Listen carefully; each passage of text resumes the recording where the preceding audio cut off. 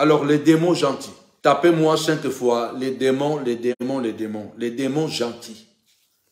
Pourquoi les démons gentils? Vous savez, l'homme est créé pour le bien. Partagez, partagez, partagez. Alléluia. Nous allons soutenir cette œuvre qui nous bénit. Voilà. Merci beaucoup, maman Sephora. Nous vous attendons vraiment ce dimanche ou avant dimanche. Il y a l'IBAN, il y a le numéro de compte bancaire. Vous pouvez envoyer par Western Union, MoneyGram. Appelez-nous. Le secrétariat va vous répondre pour faire quelque chose. Que Dieu vous bénisse. Alors, les démons gentils. Le démon gentil, c'est l'expression que j'ai choisie pour les faux serviteurs de Dieu et les faux chrétiens. Ce sont des démons gentils. Vous savez, dans la vie, l'homme a été créé pour le bien. C'est pourquoi chaque individu aime ce qui est bien. Mais malheureusement, à cause du péché, l'homme a été désintégré. L'homme a été désintégré. L'homme est devenu plus méchant. Il y a des fois même, je crois, Satan lui-même se pose la question, est-ce que c'est vraiment moi qui ai demandé à cette personne de devenir ce qu'il est devenu? Partagez, s'il vous plaît. Alors, je voudrais parler ici d'une histoire. Les démons gentils, ce sont ces gens qui se présentent comme si, voilà, on est des chrétiens, on est des serviteurs de Dieu, mais au-dedans, ce sont des sorciers. Ils sont gentils avec les gens, mais une gentillesse de façade, une gentillesse de mascarade, une gentillesse folklorique. Ce sont des gens qui sont bien quand tout va bien. Ce sont des gens qui sont bien avec vous quand ils trouvent leur compte, quoi. Quand ils trouvent que vous les servez, quand ils trouvent qu'ils profitent de vous, ils sont gentils avec vous. Quand ils trouvent qu'ils peuvent bénéficier de votre service, ils peuvent bénéficier de votre intelligence, ils peuvent bénéficier de votre disponibilité, ils sont très gentils. Ils sont très gentils, ils peuvent même vous laver même les pieds. Mais une fois qu'ils sont dans une position de force et qu'ils n'ont plus besoin de votre service ou de votre personnalité, voilà, ils sont capables de faire le pire des choses. C'est ça que j'appelle les démons gentils. Parce que, en tout cas, l'homme, en général, même si quelqu'un, quand quelqu'un t'a fait du bien et que tu ne veux pas lui rendre du bien, la moindre chose que tu dois faire, c'est de ne pas lui faire du mal. Je vais répéter. Si quelqu'un t'a fait du bien, quelqu'un t'a aidé quand tu étais dans la souffrance, quelqu'un t'a soutenu quand tu étais en difficulté, quelqu'un t'a donné ne fût-ce qu'un verre d'eau quand tu avais soif.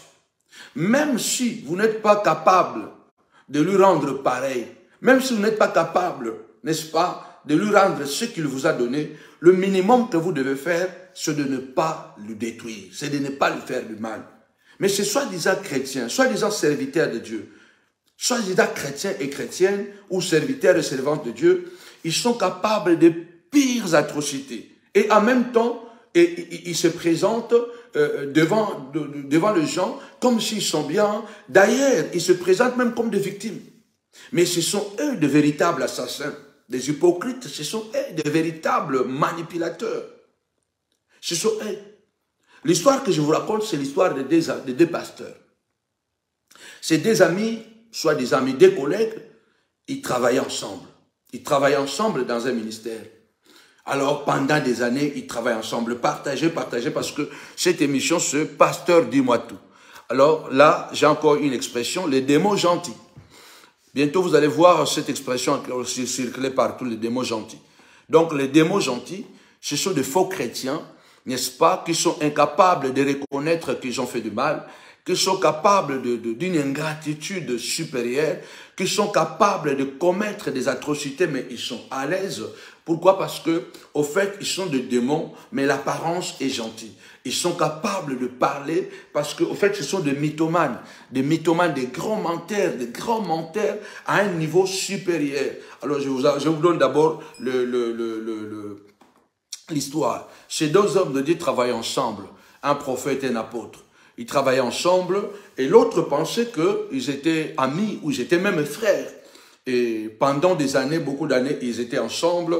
Cette histoire, c'est une histoire vraie. Ils étaient ensemble. À un moment, plus de 17 ans, 18 ans après, il y a eu des bruits dans le ministère. Il y a eu du bruit dans l'église locale où ils étaient les deux. Alors ce bruit circulait comme quoi l'autre là sortait avec des filles à l'église. Et quand le bruit sont devenus tellement intense, l'autre est allé, la fille, n'est-ce pas, la fille qui sortait avec l'autre là, l'autre serviteur, est allée voir l'autre ami pour dire que, mais elle n'a pas dit la vérité. Elle a dit non, il y a ton ami qui me drague et tout ça, il faut lui dire d'arrêter parce que vous êtes nos papas, on vous respecte. Mais en réalité, cette fille aussi était une démon parce qu'elle a menti et pourtant elle sortait déjà avec l'ami de celui-ci. Ces choses se passent à l'église, dans les églises, des démons gentils. Des démons gentils.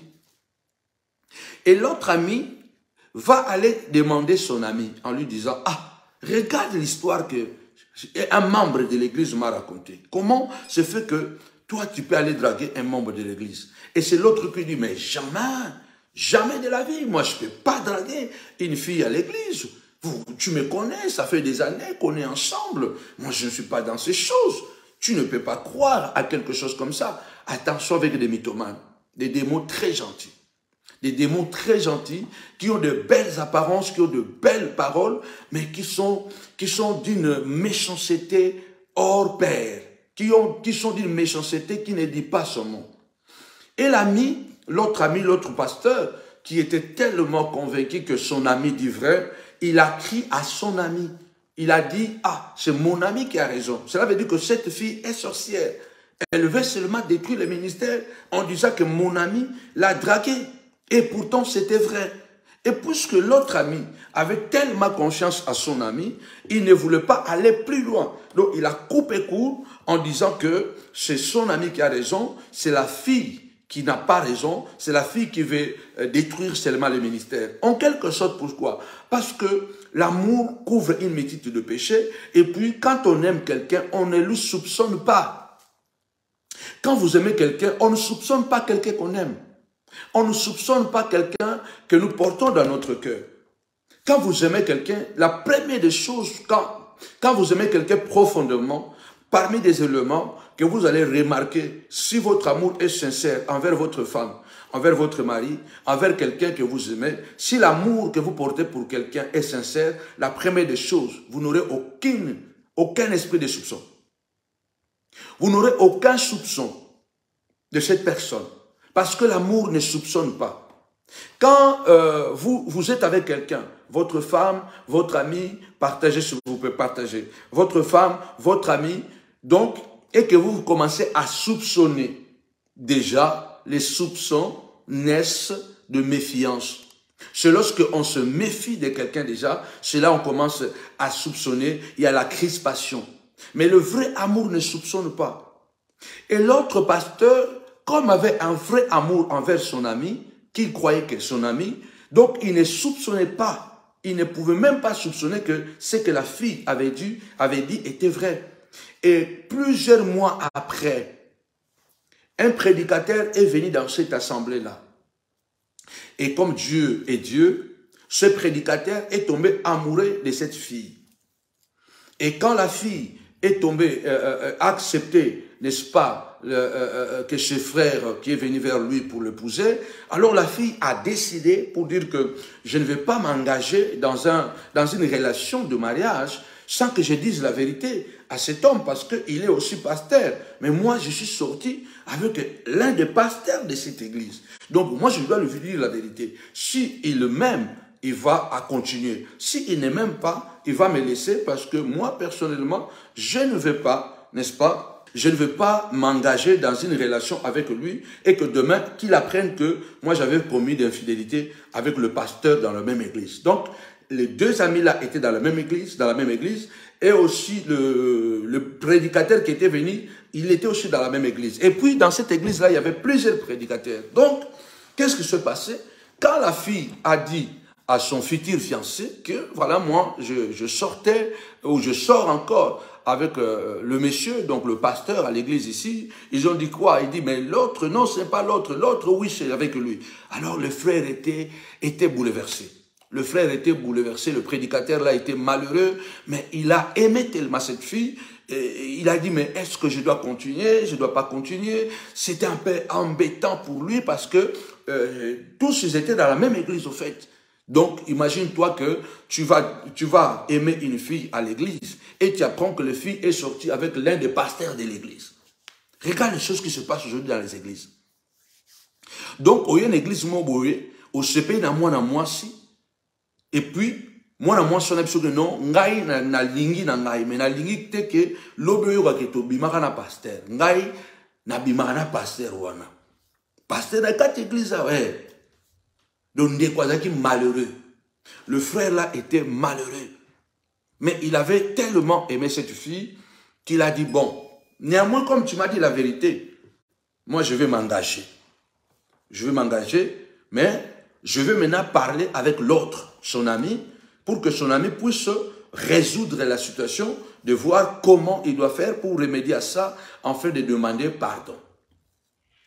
Donc, l'autre ami ne savait rien, et puis un jour comme ça, pendant qu'il était chez lui à la maison, le frère qui était tombé amoureux, n'est-ce pas, de cette fille, qui voulait aller jusqu'au bout, mais avant de continuer, est-ce que vous pouvez partager la page Facebook? Qui voulait continuer jusqu'au bout, mais il a dit, avant que je continue jusqu'au bout, je dois absolument affronter cette situation en face. Il est allé voir l'autre ami chez lui à la maison et il lui a raconté toute l'histoire. Au fait, regarde, ton ami sortait avec cette fille que moi je vais l'épouser. Donc, ils couchaient ensemble, ils allaient dans les hôtels et comme ça. Moi, je suis venu, j'ai aimé la fille et puis la fille m'a dit toute la vérité. Mais moi, je ne vais pas lâcher la fille, je vais l'épouser, mais tout ce que je veux, il faut que toi, tu puisses obliger ton ami de venir ici chez toi. Nous allons tous venir et puis nous allons discuter ensemble afin qu'il demande pardon à cette fille et qu'il demande aussi pardon à moi parce que c'est moi qui suis maintenant son fiancé. L'ami était bouche bée, l'ami n'en revenait pas. Parce qu'il avait tellement confiance à cet ami-là, il pensait vraiment que cet ami lui avait dit la vérité. Quand 7 ou 8 mois avant, il lui avait posé la question sur cette fille et que l'ami lui avait dit que non, elle a menti, cette fille est menteuse, ce n'est pas du tout vrai et tout ça. Donc l'ami n'en revenait pas. Il a posé la question au garçon 3 fois. Est-ce que tu es sûr de ce qu'il dit? Bon, si tu n'es pas sûr, je vais ramener la fille ici à la maison. Elle-même va parler avec toi. Voilà, l'ami a cru. Et puis il a dit, bon, je vais faire ça. Il dit, si tu ne le fais pas, moi je vais créer un désordre dans l'église et ça sera vraiment terrible. Et l'ami a dit, bon, c'est pas grave, nous allons résoudre ça, ne t'en fais pas. Et l'ami, il s'arrange, puis il finit, bon, un soir, il va chez son ami. Et puis, il sonne à la porte, la femme de l'ami l'ouvre, l'ami était où? L'ami était dans la chambre, puis des enfants. Il dit, ah, il est venu, il a reçu, ils sont allés dans la chambre des enfants, et puis ils se sont assis. Et l'ami maintenant lui pose la question, il dit, mais ah, mon ami, ça fait des années, nous avons souffert pour bâtir ce ministère, on est parti de zéro, de rien, on a réussi quand même à construire quelque chose. Et comment toi tu veux détruire ce que nous avons construit, ce que nous avons semé un arbre qui donne maintenant des fruits. Au lieu maintenant que nous puissions manger le fruit dans la paix, toi tu veux maintenant couper l'arbre. Et cet ami qui lui pose la question, il dit, mais ah, il s'agit encore de quoi ça? Écoutez les démos gentils. Ça c'est le début. Écoutez les démos gentils. Et quand maintenant son ami là lui dit, il dit, bon, normalement, maintenant il cite les noms du futur fiancé de cette fille. Il dit, voilà, le frère X est venu me voir à la maison en me disant que toi, tu sors avec la sœur Y.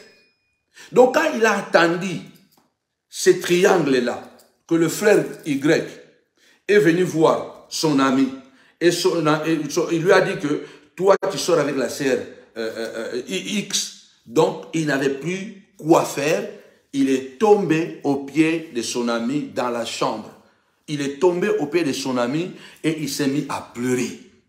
Et son ami qui a un bon cœur, il a posé le main sur lui et il a prié pour lui. Et il lui a dit, mon ami, lève-toi. Nous allons faire cette bataille ensemble. Je suis avec toi. Tu me connais. Donc, je vais t'accompagner. Nous allons traverser cette tempête ensemble.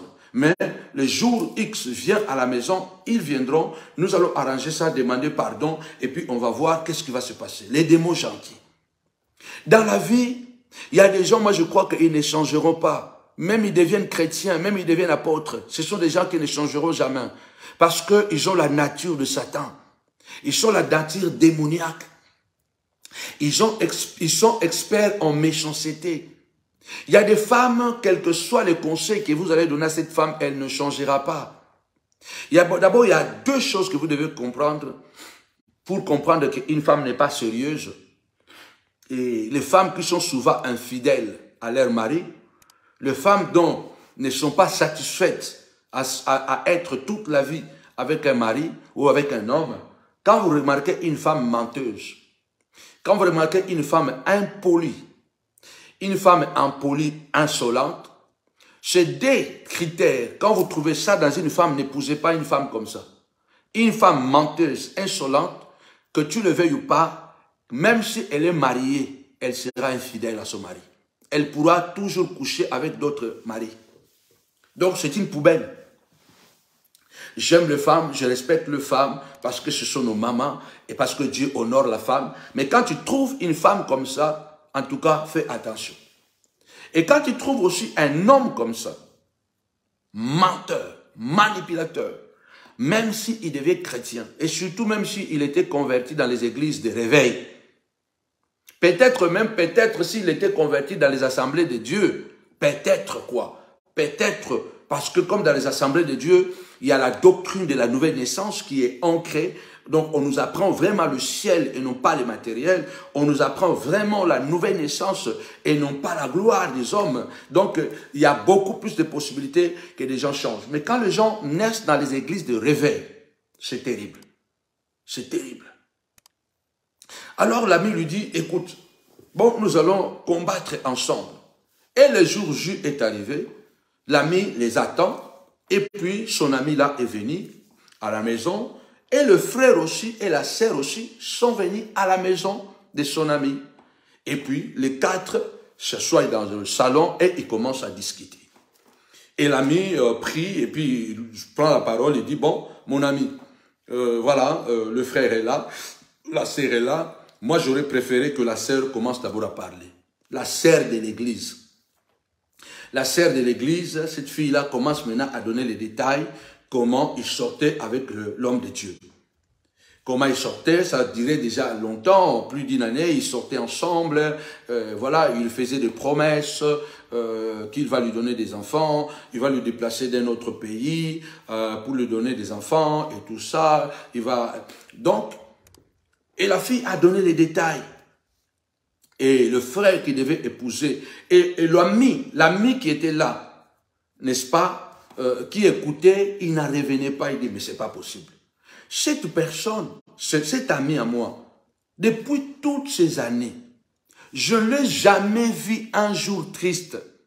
Je ne l'ai jamais vu un jour dire que, en tout cas, je ne vais pas prêcher parce que je ne suis pas bien, je ne me sens pas bien. Voilà, non, jamais. Parce que la Bible déclare, quand l'Esprit viendra, il vous convaincra du péché, de justice et de jugement. Quand l'Esprit, parmi les rôles les plus importants de l'Esprit Saint dans la vie d'un chrétien, c'est de lui convaincre que tu as péché. Parmi les rôles les plus importants du Saint-Esprit dans la vie d'un enfant de Dieu, c'est de le convaincre que tu as péché, tu as menti, tu as couché avec une femme qui n'est pas toi, tu as volé la virginité d'une fille, tu as empêché une fille demain d'avoir un mariage heureux. Mais comment se fait que les gens, c'est pourquoi je les appelle les démons gentils. Au fait, ils sont naturellement bien. Même quand ils tuent quelqu'un, ils sont bien. Ils font la fornication, ils trompent sa femme, il est à l'aise. Au fait, ce sont les gens qui sont plus dangereux même que Satan. Pourquoi ils sont plus dangereux que Satan? Parce que néanmoins, Satan, il ne vit pas avec nous 24 heures sur 24. Satan ne dort pas avec nous 24 heures sur 24. Mais ces gens dorment avec nous, mangent avec nous. Ces gens, on les amène dans nos chambres. Ces gens, on les raconte nos rêves, on les raconte nos rêves, nos projets. Et pourtant, ces gens, ce ne sont pas des humains, ce ne sont pas des chrétiens. Parce que parmi les choses les plus importantes, les éléments les plus importants, les signes les plus importants pour les enfants de Dieu, c'est que le Saint-Esprit nous convainc du péché. Comment tu peux mentir à ta femme et dormir à l'aise? Comment tu as volé l'argent de ton frère et tu dors à l'aise? Comme l'histoire que je vous ai racontée hier de cet homme qui prend l'argent, qui fait signe de chèque de l'église, qui utilise la carte de l'église, et puis qui ne dit rien, Et puis un jour, quand il demande encore 15 000 euros et qu'on ne veut pas lui donner 15 000 euros, il se fâche, et puis voilà, et puis il n'a jamais demandé pardon. Donc vous comprenez déjà que ce sont des démons gentils. Faites très attention. Faites très attention. Parce que ces gens ne connaissent même pas Dieu. Ils n'ont pas la nature de Dieu. Et ils sont plus dangereux que Satan. Ils sont plus dangereux que Satan. Ce sont ces gens-là qui nous combattent. Ce sont ces gens-là qui ont peur, n'est-ce pas, des hommes qui disent la vérité et qui vivent dans la vérité. Ce sont ces gens-là qui détruisent les autres. Alors, cet ami commence à se poser la question, il dit, mais qui j'ai en face? Comment toutes ces années, je ne l'ai jamais vu? Non, mon ami, j'ai fait une retraite parce que je ne me sens pas bien. Non, jamais. Il est au top. Il prêche, il prie pour les gens, il prie pour les gens, il prie, il prêche, voilà. Il n'a jamais été ni frustré, ni quoi. Il est nickel. Donc, ce sont des gens qui ont éteint les émotions, qui ont éteint les sentiments. Ils n'ont pas d'émotions, hein, dans un bon sens, de bonnes émotions. Ils n'ont pas de bonnes émotions. Ils n'ont pas de bons sentiments. Ils n'ont plus ça. Et puisqu'ils n'ont pas le Saint-Esprit, ils sont plus dangereux. Ce sont les démons gentils. Tapez-moi 5 fois les démons gentils, les démons gentils.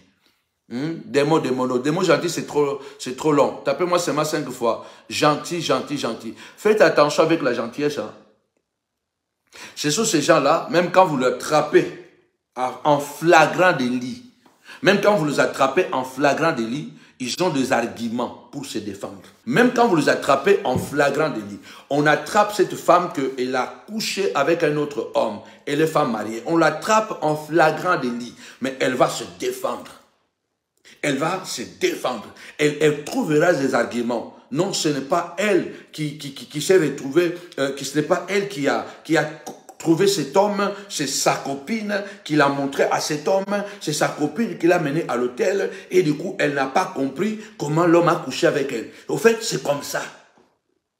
Ce sont ces gens-là, donc ces hommes-là, même quand tu le trappes en flagrant délit, elle peut justifier, elle va trouver des arguments. Au lieu de trouver, n'est-ce pas, de retrouver le sens humain, de demander pardon et de renoncer à cela, niente. C'est pourquoi ces gens-là ne changeront jamais. Parce que la seule chose qui permet aux gens de changer, quand ils tombent, n'est-ce pas, dans la tristesse de mal qu'ils ont fait. C'est pourquoi, comme je vous ai dit, qu'il y a 4 éléments importants pour la nouvelle naissance. Il y a d'abord, quand vous écoutez l'évangile doit vous apporter la tristesse. Et la tristesse doit vous conduire à la repentance. La repentance doit vous conduire à la conversion. Et la conversion doit vous conduire au baptême d'eau. La base, la première pierre de la nouvelle naissance, c'est la tristesse. Si quelqu'un n'est pas triste du mal qu'il fait, il ne changera jamais ce mal. Même quand il demande pardon, c'est une pardon de façade. Même quand il confesse, c'est une fausse confession. Vous allez remarquer que quand les gens confessent leur mal, ils trouvent des arguments pour embellir leur péché, pour se défendre, pour dire toujours que je l'ai fait, mais normalement, ce n'est pas vraiment moi. Vous comprenez quoi? Vous comprenez, non? Donc, ce sont ces gens-là, donc quand même ils demandent pardon, même quand il va confesser, il ne va pas confesser parce qu'il est triste. Non, il va confesser parce qu'on l'a pris en flagrant délit. Maintenant, comme dans sa nature, il n'y a pas Dieu, il va chercher à embellir sa confession avec l'orgueil de la chair, de la sorcellerie. Hein, il va chercher à vous montrer que, au fait, ce n'est pas vraiment lui. Ce n'est pas vraiment elle qui a commis cette erreur-là. Ce n'est pas elle. Au fait, ce sont des démons gentils. Partagez. Aujourd'hui, vous avez cette page Facebook comme ça. Parce que cette page a été piratée plus de 15 fois par des chrétiens, des serviteurs soi-disant de Dieu. La page Facebook. Parce que moi, je n'ai jamais eu de problème avec de païens. Je n'ai jamais eu de problème avec de païens. Mais là où vous êtes là, pourquoi cette page a souffert comme ça, souffre encore comme ça? Parce que cette page a été piratée plusieurs fois. La chaîne YouTube a été signalée plus de 250 fois. Le site internet La Montagne de la Prière a été piraté et je l'ai perdu. Et tout ça, ce ne sont pas les païens qui l'ont fait. Hein. Ce sont des chrétiens qui l'ont fait. Mais ce sont ces mêmes chrétiens-là qui font ces choses, après qu'ils viennent encore dire qu'on n'insulte pas les hommes de Dieu. Quand on aime, il faut... En fait, ce sont des gens qui... Ils sont plus que des mythomanes, quoi. Donc, ce sont des gens qui peuvent insulter, après ils vont dire que non, on n'insulte pas. Ce sont des gens qui font très mal aux autres, après ils se disent que non, on ne fait pas le mal aux autres. Mais ce sont des... En fait, les choses qu'ils font, ce sont des choses qui viennent après pour dire que voilà, on ne les fait pas. Ce sont des démons gentils. À partir d'aujourd'hui, quand vous voyez des gens comme ça, ce sont des démons gentils. Alors, continuons l'histoire de cet homme, de ces deux serviteurs. Alors, il s'est bardé un peu, le frère a parlé, moi, je ne suis pas content, et puis, voilà l'autre pasteur empirique qui tombait dans l'adultère avec la fille. Au lieu seulement même de demander pardon directement, il commence à dire au frère, au moins aussi, quand je sortais avec elle, vous n'étiez pas encore fiancé. Ah! Et puis l'ami regarde, l'ami dit, mais mon ami, est-ce que vraiment tu as encore le temps, le courage de dire que non quand tu sortais avec elle? Est-ce que toi tu as même le droit de sortir avec elle? Toi tu es le pasteur, tu es le papa, toi tu es déjà marié, tu as des enfants. Cette fille n'est pas encore mariée, elle doit faire sa vie. Et toi tu couches avec elle. Aujourd'hui il y a son homme qui est là, qui, gloire à Dieu même, qui s'est dit que non, je ne vais pas laisser cette fille parce qu'elle m'a quand même dit la vérité. Puisque la fille m'a dit la vérité, moi je vais l'épouser. Alors, toi, au lieu de demander seulement pardon de tes terres, tu as encore le courage de dire que non, tu ne peux pas te fâcher comme ça, parce que moi, quand je couchais avec elle, vous n'étiez pas encore fiancés. Regarde le courage des démons gentils. Et ça, ce sont des apôtres, des prophètes d'aujourd'hui, qui font le mal et qui justifient leur mal. Donc pour lui, le frère ne doit pas trop s'inquiéter parce que quand lui, le pasteur, est couché avec la fille, le frère n'était pas encore fiancé. Est-ce qu'un homme humain, un homme qui se respecte même, devant une telle situation, il peut encore parler? Vous comprenez la dimension de la méchanceté des gens? Est-ce qu'un homme vraiment qui est un homme vrai, un homme qui a un cœur, qui a des sentiments, qui a des émotions, qui a peur, qui a une conscience, qui a pitié, au fait, est-ce qu'il peut encore parler comme ça?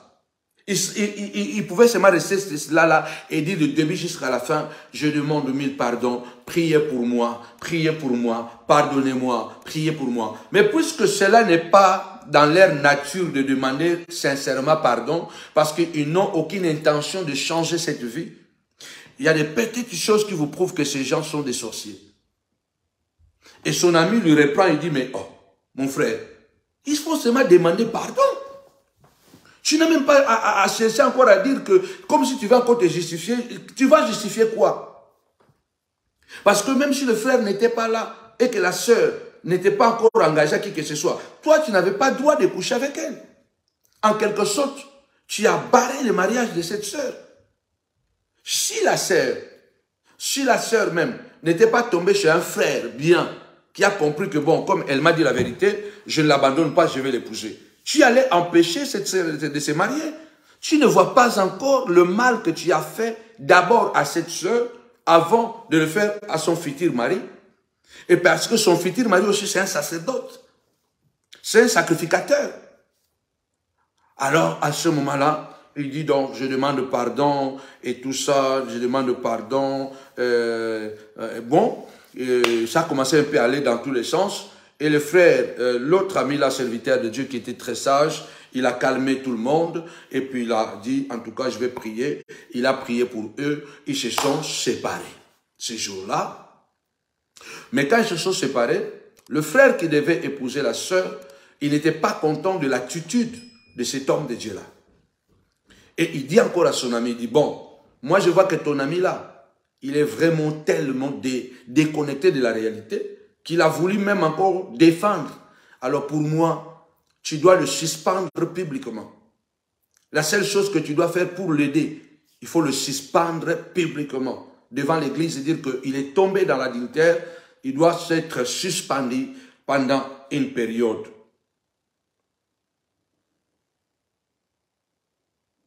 Comment on peut faire ça pendant qu'on monte à la chair? On devrait avoir peur de Dieu. Maman, c'est ce que je suis en train de dire, ce sont des démons gentils. Ce sont des démons gentils. Ils sont beaucoup dans les ministères. Hein. Ce sont ces démons-là qui ne veulent pas la vérité, qui parlent de la vérité dans leur bouche, mais dans leur cœur, la vérité n'existe pas. Parce que vous le voyez, non? Une femme qui se met à insulter, mais après vient encore dire que non, on n'insulte pas. Un homme qui passe pour insulter les autres, pour faire du mal aux autres, après il passe encore pour dire que non, on ne fait pas le mal aux autres, un chrétien ne doit pas faire ça. En fait, ce sont des gens, de véritables démons, mais ils sont seulement gentils, mais c'est une gentillesse de façade. Maintenant, l'autre ami, il dit, ah bon, en tout cas, je vais réfléchir, je vais prier pour ça. Et l'ami là, il dit, il va voir sa femme, il dit, ah, cet homme de Dieu, mon ami là, le ministère n'est pas encore très fort. Et les enfants sont très jeunes, très petits. Si, ça c'est l'ami qui dit ça à sa femme, il dit, si moi je suspends cet ami devant l'église, ça sera une tâche pour toujours dans son ministère. Et ça peut aussi conditionner négativement son ministère. Et si aujourd'hui son ministère se noie, j'aurai ça dans la conscience. J'aurai ça dans la conscience et par rapport à mon cœur, ces enfants-là, ces enfants en lui, ils vont encore peser sur moi. Parce que moi, je ne permettrai pas que mon ami, parce que lui, il continue à dire que c'est mon ami. Donc mon ami-là va souffrir. Alors moi, je préfère ne pas le suspendre publiquement, mais de m'opposer à l'autre frère. Donc, l'ami là, il continue à dire au frère, écoute, continue avec ta fiancée, on va voir un moment opportun, on va voir comment je vais résoudre encore l'affaire avec lui devant l'église, mais sois calme. Et donc l'ami continue à prendre du temps à maîtriser, n'est-ce pas, le frère pour ne pas qu'il explose. Mais écoutez ce qui se passait dans la suite du temps. L'ami là, qui a commis les infidélités, qui a été protégé par son ami. L'autre ami qui a commis l'infidélité. Donc, il combattait son ami il y a longtemps. Mais vous savez, quand maintenant l'histoire est passée une année et demie, mais quand même le bruit s'était fait entendre. Tout le monde a entendu le bruit dans le pays. Qu'il y a eu ça, qu'il y a eu ça. Alors un jour, des jeunes serviteurs de Dieu sont allés le voir pour lui dire, ah, vous êtes nos papas. Nous avons entendu que tu étais tombé avec une fille à l'église, comme ça fait beaucoup de bruit et tout ça. Écoutez les démons gentils. Quand Paul dit, nous avons combattu avec des bêtes sauvages, il ne disait pas n'importe quoi. Écoutez comment l'ami impudique qui est tombé dans l'infidélité, que son ami avait protégé, il était tombé dans le pied de son ami lui a dit on va combattre ensemble, son ami a refusé de le suspendre publiquement pour ne pas salir son ministère, pour ne pas salir son témoignage dans la suite du temps, parce qu'il a regardé les enfants. Ce n'est pas un péché, parce que la Bible dit l'amour couvre une multitude de péchés. Ce n'est pas que parce que cet ami-là avait le droit de suspendre son ami, il fallait absolument le suspendre. Il a agi par amour. Il se peut aussi qu'il n'a pas bien agi parce qu'il a libéré dans la nature un produit pourri. Que Dieu pardonne aussi cet ami-là. Peut-être s'il l'avait suspendu, cet ami n'aurait pas atteint le niveau où il est parti après. Parce que le fait que l'ami qui est avec lui ne l'a pas suspendu publiquement, tout cela est resté toujours point d'interrogation. Mais un an après, les jeunes prédicateurs sont allés le voir pour lui poser la question, mais nous avons entendu ça, nous avons entendu que tu étais sorti avec une fille. Écoutez la version de l'homme infidèle là, impudique. Non. Quand les gens vous disent qu'il y a des amis ennemis, il y en a. Il y a des gens qui sont très méchants. Très méchants. Quel que soit le bien que vous allez le faire, ils vous feront du mal. Même si vous lui donnez un bras, coupe ce bras pour que tu puisses aller vendre pour vivre. Demain, quand il sera fort, il va vous attaquer, il va vous faire du mal, parce qu'ils ont la nature de scorpion. Cette histoire est triste. Cet homme, il dira maintenant, il dira, non, mais parce qu'après, c'est là, une année après, hein, lui, il est allé vivre dans une autre ville, l'autre est resté dans une autre ville, et ça lui a donné la possibilité. Qu'est-ce qu'il a dit à ces jeunes prédicateurs? Il dit, non, l'histoire que vous avez entendue là, c'est une fausse histoire. C'est du montage. Au fait, ce mon ami-là, l'ami qui lui avait protégé, l'ami qui a joué la médiation, l'ami qui n'a pas voulu le suspendre, pour ne pas salir son ministère, pour ne pas salir son témoignage, pour protéger son ministère. Maintenant, regarde comment il paye son ami. Il dit maintenant à ces jeunes prédicateurs qui sont allés le voir, il leur dit quoi? Il dit que non, ce n'est pas moi qui est tombé dans l'épidicité avec une fille. Non, c'est mon ami là qui m'avait piégé. Au fait, mon ami là, il avait appelé la fille, ils étaient dans un coin, ils étaient en train de boire un café, et puis c'est mon ami qui m'a appelé. Et quand il m'a appelé, je suis arrivé. Je les ai trouvés qu'ils étaient à deux en train de boire un café. Moi aussi, je me suis assis, et moi aussi, j'ai commencé à boire quelque chose. Et à un moment donné, je vis mon ami se déplacer. Et quand il s'est déplacé, et puis il a appelé des gens de la ville. Et quand les gens de la ville sont venus, ils m'ont vu avec la fille, à la table, dans un restaurant à côté de l'hôtel. C'est là où le bruit se sont répandus, que moi, je sortais avec cette fille-là. Mais les choses que vous avez entendues, c'est faux. Je ne l'ai jamais fait. Je n'ai jamais couché avec cette fille-là. C'est mon ami-là qui est jaloux de moi. C'est lui qui m'a piégé. C'est lui qui voulait nuire à mon témoignage. Mon Dieu. Mon Dieu. Est-ce que quelqu'un a compris cette histoire? Vous voyez comment les gens sont méchants. Et c'est ces gens-là que j'appelle désormais les démons gentils. Digne d'un scénario de film. Maman Fallon. Donc, il crée un scénario. Au fait, non, il y a des gens qui sont des démons gentils. On mange avec des démons. Et il y a des démons qui prêchent la parole. Et puis, il y a des gens qui peuvent déposer la haine dans le cœur des gens contre vous. Il va créer un scénario. Au fait, son objectif, il a toujours été obsédé de son ami-là. Parce que son ami a un comportement, un caractère très intègre, très exigeant et qui fait peur. Il a toujours cherché à nuire à son ami. Il a toujours cherché à diminuer son ami par rapport à l'impact que son ami-là avait. Et c'est cet ami-là qui le sauve. Mais regarde comment il change l'histoire. Il change l'histoire. Donc, à la place même de mentir, que non, ce n'était pas vrai du tout, ce sont des bruits comme ça qui ont couru. Non, il crée un scénario pour déposer les saletés sur son ami qu'il a sauvé. Donc, à Balouli, pendant histoire, pour Atiabo Soto, Likolo, ya camarade na ye. Likolo, ya moutou abikisa ye. Moutou yo, a sala ke témoignage na ye e bate la main. Donc, à Baloula, pendant histoire, a zongi si bo Soto. Donc, il y a un batou, Baba Ndoki. Bazo te asamuma, là, mon Bible, mais Baba Satana.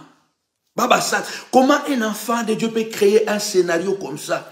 Sachant que ce qu'il dit est faux. Au lieu même de mentir, n'est-ce pas, en épargnant son ami. Non. Il crée un scénario pour encore salir son ami. L'ami là qu'il a protégé. J'ai vécu ça, papa. Aujourd'hui, cet homme est aimé de tous à l'église. Et à l'aise à l'église. C'est comme ça. Ce sont des démons gentils. Ce sont des sorciers. Parce que dans la nature de l'homme, tu ne peux pas faire ça. Tu ne peux pas faire ça à quelqu'un qui t'a sauvé. C'est comme si tu étais en train de te noyer. Alors l'autre vient, il te dit, prends ma main. Il descend, il te met à l'épaule, il dit, monte ici. monte ici pour que tu sors. Dès que toi tu montes sur son épaule, tu sors, maintenant tu veux noyer l'autre qui est resté. Celui qui a donné le pôle pour que tu sors de la noyade. Maintenant, quand tu sors dehors, toi tu es sauvé, mais l'autre là qui t'a sauvé, il a encore une partie de son corps dans l'eau. Maintenant, qu'est-ce que toi tu fais? Tu veux maintenant l'enfoncer pour le noyer. Est-ce qu'un humain peut créer un scénario comme ça? Un humain, disons pas chrétien, pasteur, apôtre, un humain. Pour dire que ne jugez pas les gens par rapport à leur prédication. Ne jugez pas les gens par rapport à leur prédication. Jugez les gens par rapport à leurs œuvres. Et pour connaître les gens, vous devez vivre avec eux. Pour connaître les gens, vous devez vivre avec eux. Et malheureusement, il y a des gens, même quand tu vis avec eux, ce sont ces gens-là que Paul dit, il y a certaines personnes dont le péché se démasque difficilement. Il y a des gens qui savent très bien cacher leur péché. L'apôtre Paul dit, il y a des gens dont le péché est tellement bien caché et qu'on le connaît difficilement. Il y a des gens, tu peux vivre avec lui 20 ans. Il y a des hommes qui vivent avec sa femme pendant 20 ans, mais la femme ne sait pas qu'il a encore une autre femme à côté qui a déjà des enfants. Alors, pour mentir pendant 2 ans, ou pendant 20 ans, pendant 15 ans, pendant 10 ans, avoir 2 femmes, faire des enfants de l'autre côté. Ça veut dire que tu dois avoir une capacité de la sorcellerie, de l'intelligence diabolique élevée. Parce que il y a des gens, en 24 heures, sa femme va comprendre que non, il y a quelque chose qui ne va pas. Et les jeunes prédicateurs, quand ils sont sortis de sa maison, quand ils sont partis de sa maison, ils ont dit, waouh! Tu vois les amis, comment ils sont méchants? Comment un ami peut piéger son ami comme ça? Comment il peut piéger son ami comme ça? Nous, on croyait qu'ils sont vraiment les amis, ils sont ensemble et tout ça, et ils sont vraiment ensemble. Comment il peut piéger son ami comme ça? Ils sont de grands amis, ça fait longtemps. Comment il peut pousser les gens à salir l'autre comme ça? Donc, au fait, d'ailleurs, déjà là-bas à la maison, quand il a donné ces scénarios-là et qu'ils ont commencé à se plaindre, mais nous on croyait que vous êtes des amis, vous êtes demandé, hey, non, il est très méchant, vous ne le connaissez pas, vous ne voyez pas comment il est dur, vous ne voyez pas comment il est brutal. Voilà, donc moi de toutes les façons, bon, je suis avec lui dans le calme parce que voilà, je suis quelqu'un de paix, je ne vais pas me séparer avec lui parce qu'après, on lui a posé la question, mais comment se fait que vous avez gardé le contact? Il dit non, mais moi je garde contact avec lui parce que vous savez, moi je suis quelqu'un de paix. Moi je suis un pacificateur. Je ne vais pas le lâcher comme ça, mais je n'ai rien à voir avec lui. On discute et tout ça. Mais c'est quelqu'un de très méchant. C'est moi qui ai vécu avec lui. C'est moi qui le connais mieux que vous. Vous ne le connaissez pas. Au fait, ces gens, ce sont des démons gentils. L'histoire que je vous raconte là, ce n'est pas une science-fiction. Hein. Ce n'est pas une légende. Non, c'est une vérité. C'est une vérité vécue. Et son ami aussi n'a jamais su que, il a compris plus tard d'autres choses, mais il n'a jamais su que lui, il avait renversé l'histoire. Plus de 7 ans après. Non, plus de 7 ans. Plus de 7 ans, non. Plus de 8 ans, 9 ans après. Plus de 9 ans après. 9 ans, je crois. 9, 10 ans après. Les prédicateurs là qui étaient partis voir l'ami impudique que l'autre ami avait sauvé. Et puis un jour, 9 ans après, 9, 10 ans après, ils ont appelé maintenant l'autre, l'un des a eu le courage, il a appelé, il dit en tout cas, papa, parce qu'ils étaient les deux papas, hein, les deux papas du pays, quoi, voilà, les deux références du pays. Les gens se référaient à ces deux personnes. Et il a eu le courage et il a dit, mais papa, moi j'ai quelque chose, ça fait des années que je garde ça. Moi je sais que toi tu es un homme intègre, tu es un homme comme... Donc il disait maintenant l'autre ami là, tu es un homme intègre, tu es un homme comme ça. Mais en tout cas, moi il y a quelque chose qui m'a toujours dérangé, mais que je n'ai jamais eu le courage de partager avec toi. On était 3, 4, on a su ça, mais chacun est parti dans son imagination. Mais plusieurs années, presque 9, 10 ans après, j'ai eu quand même le courage, de te poser la question. L'histoire de l'impudicité, là, de l'infidélité qui est passée dans votre ville là-bas, dans la ville là-bas, qui a eu des bruits comme ça, avec ton ami comme ça. Il dit, mais oui, bon, les années sont passées, l'histoire là était vraie, j'avais résolu le problème avec le fiancé et la fiancée, puis j'ai prié pour lui, il dit, mais est-ce que c'était vrai? Il dit, mais oui, c'était vrai, mais c'est de l'histoire ancienne, c'est plus de 10 ans passés. Il dit, mais non, mais je vais te dire la vérité aujourd'hui. J'ai dit, bon. Il a dit, mais quelle vérité? Il dit la vérité que nous étions partis là-bas, quand l'affaire était chaude.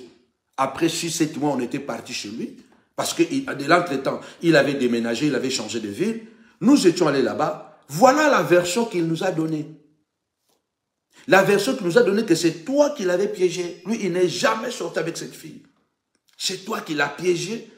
C'est toi qui as amené cette fille dans un restaurant à côté d'un hôtel et tu étais en train de boire un café ou thé, quelque chose comme ça, et tu l'as appelé. Et quand lui, il est venu, il est resté là aussi avec vous trois. À un moment donné, il a seulement vu que toi, tu t'étais déplacé. Et quand toi, tu étais déplacé, quelques minutes seulement après, des gens de la ville de Payan sont venus et ils l'ont vu avec la fille.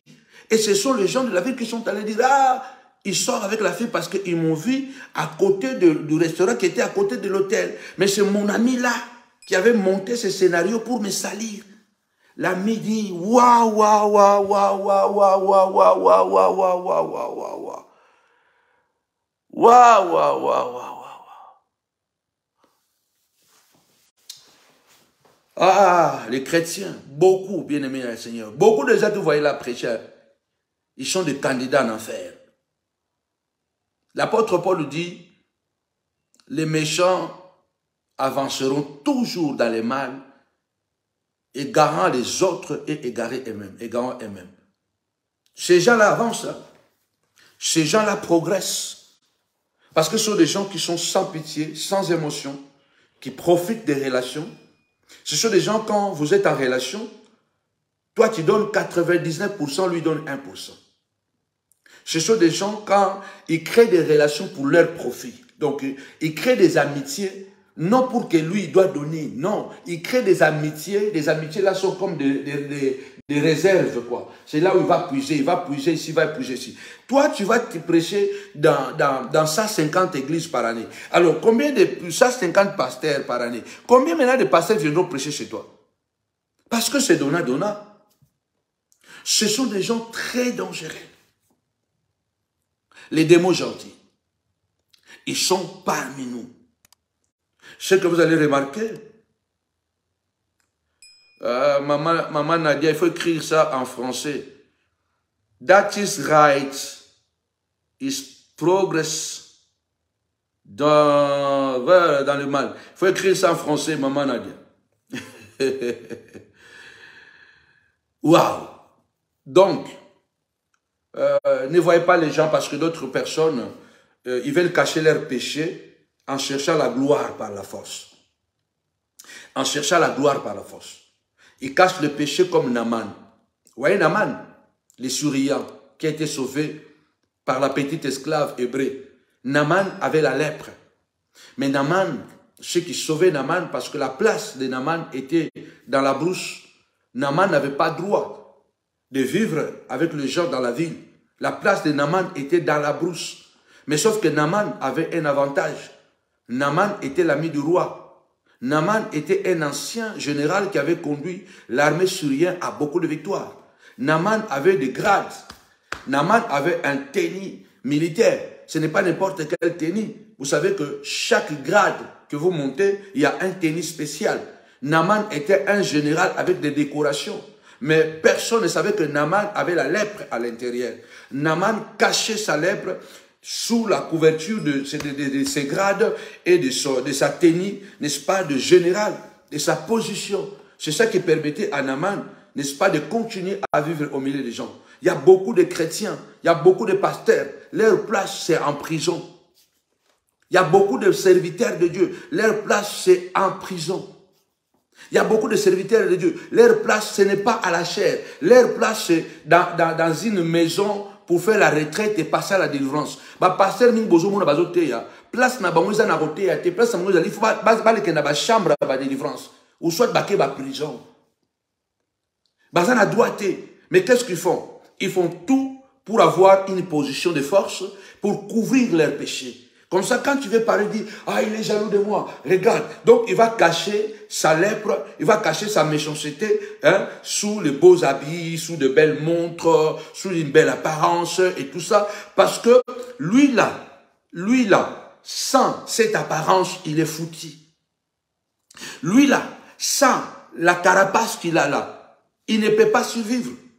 Comment quelqu'un peut survivre, bien aimé le Seigneur, quand il est plein de péchés comme ça? C'est parce que il a une tenue, il a des grades, il est sécurisé et il peut avancer. C'est pourquoi vous voyez beaucoup de pasteurs qui sont impudiques, mais qui forcent, n'est-ce pas, à être des relations avec des gens. Ce sont des gens qui peuvent mentir facilement. Pour eux, la vérité est circonstancielle. La vérité n'existe pas dans leur bouche. Ils disent la vérité quand ça les arrange, n'est-ce pas? Par exemple, quand son ami est allé lui demander, regarde, la fille m'a dit que toi, tu l'as draguée. Au lieu de dire la vérité que non, mon ami, j'ai une faiblesse, prie pour moi, il a dit catégoriquement que non, je ne l'ai jamais fait, donc je n'ai jamais dragué cette fille, catégoriquement. Et puis, il a joué avec les sentiments de son ami qui lui faisait confiance. Maintenant, lorsque la chose est devenue évidente et que le futur fiancé est venu, la fille est venue, on a dit la vérité. Lorsque son ami est allé le voir chez lui à la maison pour lui dire que regarde ce qui arrive, ils ont toujours des stratégies. Ces jours-là, il n'a pas dit à son ami non, c'est faux parce qu'il savait maintenant que non, le boucle est bouclé. Il savait que le boucle est bouclé. Qu'est-ce qu'il a fait? Il est tombé. Il est tombé en pleurant au pied de son ami. Donc, ce sont des gens qui ont... Non. Il n'a même pas dit que c'est vrai. Donc, il n'a même pas dit que non, c'est vrai, je suis tombé. Donc, il est seulement tombé au pied de son ami. Il a commencé à sangloter. Donc, il joue son scénario, quoi. Il connaît les sentiments de son ami. C'est quelqu'un qui a un bon cœur. C'est quelqu'un... Donc, quand il faut mentir, je lui mens. Quand je ne peux pas lui mentir, voilà. Au fait, ce sont des gens, tu ne peux pas l'attraper. Même quand tu l'attrapes en flagrant délit, il va t'échapper. Tu vas même avoir encore pitié de lui. Et pourtant, ce n'est pas qu'il a demandé pardon, hein. Il ne t'a pas demandé pardon, mais il a posé un acte, tu te dis, waouh. Il est tombé au pied de son ami, il a commencé à sangloter, et l'ami a eu directement pitié, compassion. Ce sont des gens, la vérité est circonstancielle. Ah, ma fille, tu dis, c'est ma deux grands pasteurs qui sont les faux pasteurs. Ah,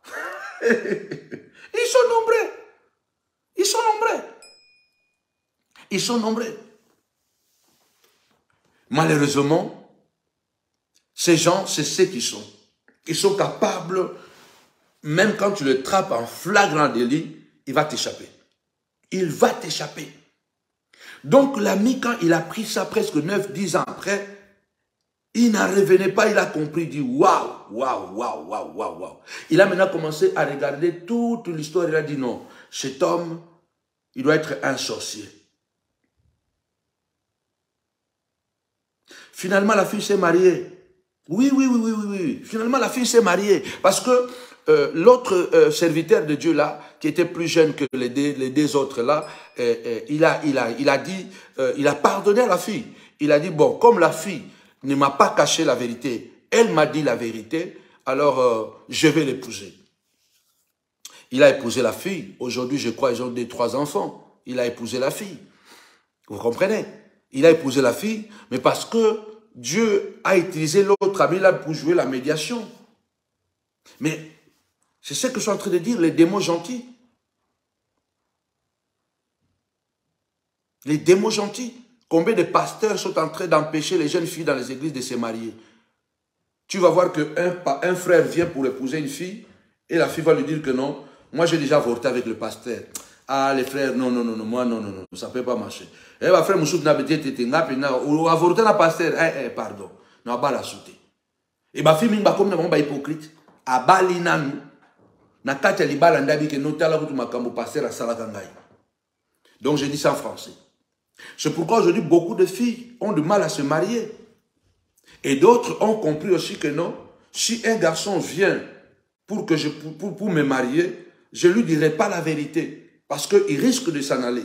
Donc, moi, je vais cacher ma vérité. Et puis, on va se marier. Et après 1 an, 2 ans, 3 ans, je vais me confesser après. Parce qu'on sera déjà dans le mariage. Et il ne pourra pas me chasser comme ça parce que je suis déjà dedans. Beaucoup de filles maintenant sont devenues des hypocrites à cause des faux pasteurs. Ils sont devenus des hypocrites à cause de faux prophètes, de faux apôtres, de manipulateurs. Dernièrement, comme je vous ai dit, il y a un garçon qui m'appelait en pleurant, en sanglotant, disant « Qu'est-ce que je vais faire? On a déjà 3 enfants. » Ma femme m'apprend que son pasteur sortait avec elle. Son pasteur, son père. Donc son père, c'est un pasteur. Son père, c'est un pasteur. Il sortait avec sa fille. Et le garçon est venu marier sa fille parce qu'il était le pasteur et le papa biologique de la fille. Sauf qu'il a eu cet enfant, cette femme, cette fille dans son premier mariage. Donc, le garçon est venu marier sa fille. Il a donné sa fille en mariage, sachant qu'il couchait avec sa propre fille. Donc, il était son père biologique. Il était aussi son pasteur. Et la fille a caché ce péché-là à son mari. Et quand ils se sont mariés, plusieurs années plus tard, comme ça le rongeait dans son cœur, elle n'a pas supporté. Elle a avoué à son mari, dit, « Ah, moi je n'en peux plus. Regarde ce que mon père m'avait fait plusieurs années. » D'ailleurs même, on voyageait ensemble. Il disait à ma belle-mère, voilà, on va en Afrique, on va voir la famille en Afrique là-bas, et puis on va voyager avec la petite, donc on va voyager avec la fille. Donc, et puis la belle-mère sait que bon, le papa va voyager avec sa fille. C'est sa fille biologique. Papa va sortir, va voyager avec ça. Comment même la belle-mère peut imaginer que le papa sort avec sa fille? Comment? Parce que la belle-mère, il faut pas dire que la belle-mère est fautive. Comment? Parce que quand quelqu'un aime, il n'a pas de soupçons. Donc, pour vraiment se savourer, manger bien sa fille, qu'est-ce qu'il faisait? Il faisait des voyages, ils allaient en Afrique, je préfère taire le nom, et puis là-bas, ils prenaient l'hôtel, ils disaient à la famille, voilà, nous sommes logés dans cet hôtel-là, soit dans le flat, on est dans ce flat, ils louaient des chambres, et quand maintenant les gens venaient, n'est-ce pas, les trouver, comme si la fille dormait dans une chambre, et lui dormait dans une autre chambre, et puis la nuit, c'était devenu une chambre. Donc, ils trompaient comme ça la famille, et quand la famille venait le voir, il y avait des chambres.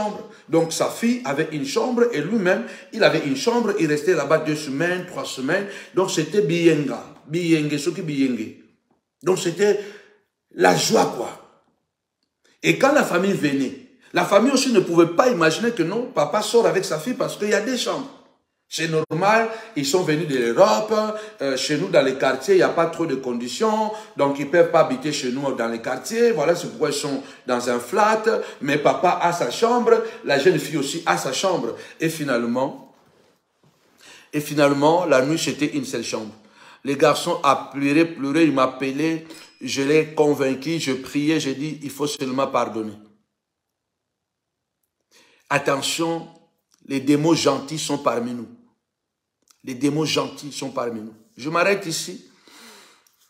C'est vraiment triste, papa Jean-Claude.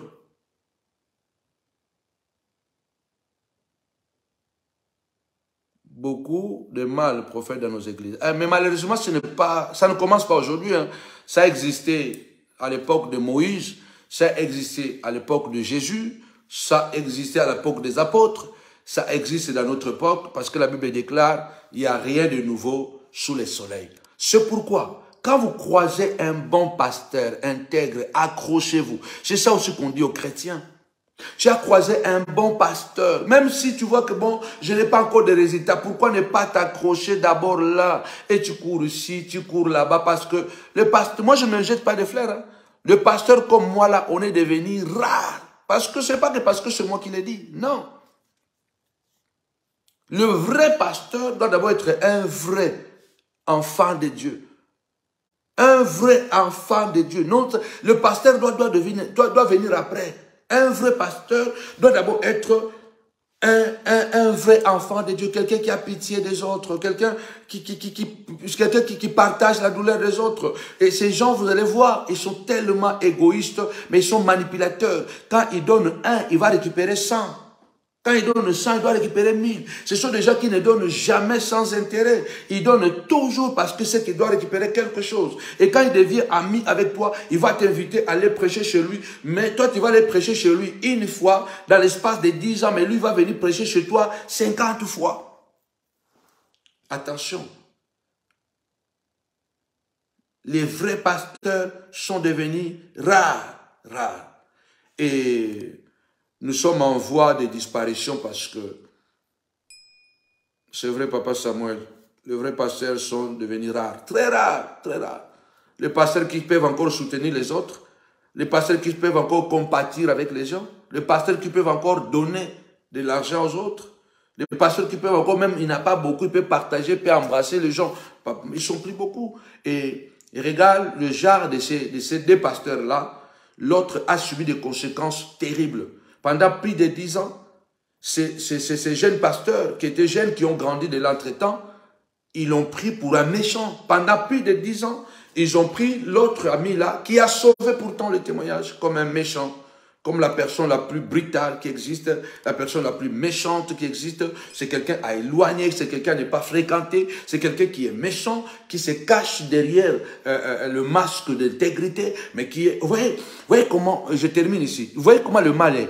Et que lui, le méchant, il va donner une version négative pour maintenant caricaturer celui qui est dans la vérité comme si c'est lui le méchant. C'est ça la véritable méchanceté. Donc, pendant plus de 10 ans, le méchant a été considéré comme le bon, les victimes. Et le bon a été considéré comme le méchant, l'instigateur, les traîtres, les jaloux.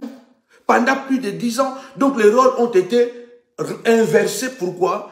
Parce que les démons gentils avaient pris toutes ces précautions. Pour terminer, vous savez qu'est-ce qu'ils ont? Ils ont un esprit de domination. Parce que toutes ces personnes, même quand elles passent les réseaux sociaux pour mentir, ils savent qu'ils mentent. Mais il a un esprit de python. Il sait qu'il ment, mais son mensonge est ciblé. Il sait qu'il y a des gens qui vont tomber sous ces charmes-là de victimisation. C'est comme Donald Trump. C'est comme Donald Trump. Donc Donald Trump a compris que le mensonge fonctionne. Moi, je ne suis pas pour la gauche. La gauche fait des lois que ça n'a pas à voir avec moi. Mais Donald Trump est de la droite ou de l'extrême droite. Mais Donald Trump, quelle est la force de Donald Trump? Parce que Donald Trump, il ment. Il ment comme il respire. Et puis, il a compris que les gens aiment les mensonges. Et quand tu te présentes comme victime, les gens vont t'aimer. Il ne faut jamais te présenter toujours comme c'est toi qui es fort, c'est toi qui es fort, c'est toi qui es comme ça. Il faut te présenter comme si c'est toi qui souffres, c'est toi qui es victime. Et malgré là, tu insultes les gens. Donald Trump insulte, il est brutal, hein? Mais il s'est fait passer pour victime. Exactement comme l'autre ami de l'ami là. Il s'est fait passer pour victime et pourtant c'est lui le gourou. C'est ça la capacité des démons gentils. Ils se plaignent. Ils passent devant pour dire que je suis victime. Je suis victime. Quand il est avec les gens, je suis victime. Ils sont incapables de confesser, de dire la vérité. Alors nous qui sommes là, qui passons devant, on ne se plaint pas. On dit la vérité telle qu'elle est. Et puis, je dis que tu tapes, je tape. Tu maudis, je maudis. Tu casses, je casse. Donc nous là, personne ne peut avoir pitié parce que dit, ah, lui il est trop fort.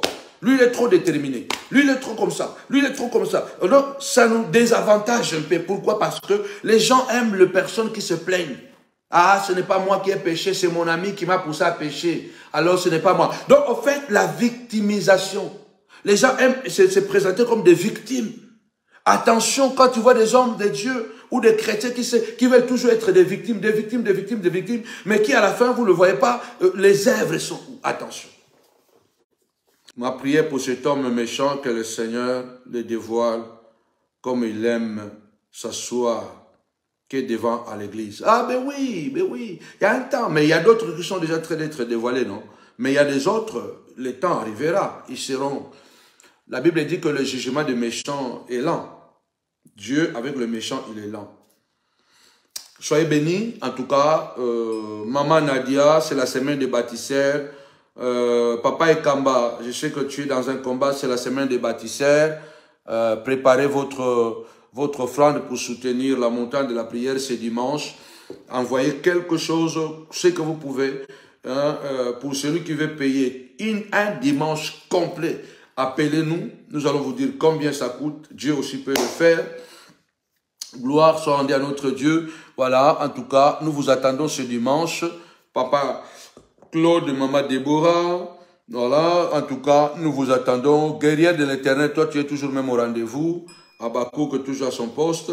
En tout cas, nous attendons votre soutien ce dimanche, n'est-ce pas? Dans la semaine, il y a le PayPal, il y a l'IBAN, il y a l'adresse aussi pour envoyer un chèque, n'est-ce pas, pour nous soutenir. En tout cas, chaque dimanche, ça nous coûte énormément cher, mais on n'a pas le choix parce que les salles à Paris, ce n'est pas une mince affaire, mais nous sommes là, nous payons chaque dimanche. Cela veut dire que s'il y a un dimanche que nous ne payons pas, c'est fini, on nous chasse là-bas, on ne fera plus le culte. Et puisque Dieu ne peut pas, n'est-ce pas, nous abandonner, nous allons continuer et nous voulons que tu puisses faire partie de cette équipe qui soutient la montagne de la prière. Continuez à partager la vidéo. En tout cas, je m'arrête ici. Je crois que j'ai fait 1h10, 1h15. En tout cas, que mon Dieu vous bénisse abondamment au nom puissant et glorieux de Jésus. Amen. Avec Jésus, c'est toujours possible. J'interpelle tous les montagnards du monde entier, partout où vous êtes, achetez déjà vos billets. La nuit de traversée, nous serons à Paris. 2023 doit vous trouver à Paris. Donc, pour ceux-là qui sentent qu'ils vont traverser la nuit avec nous, en tout cas, commencez déjà à acheter vos billets. Le 31 décembre, c'est un samedi, nous serons tous ici à Paris et nous allons traverser l'année ensemble. Que Dieu vous bénisse abondamment au nom puissant et glorieux de Jésus-Christ. Amen. Shalom. Avec Jésus, c'est toujours possible. Bye bye.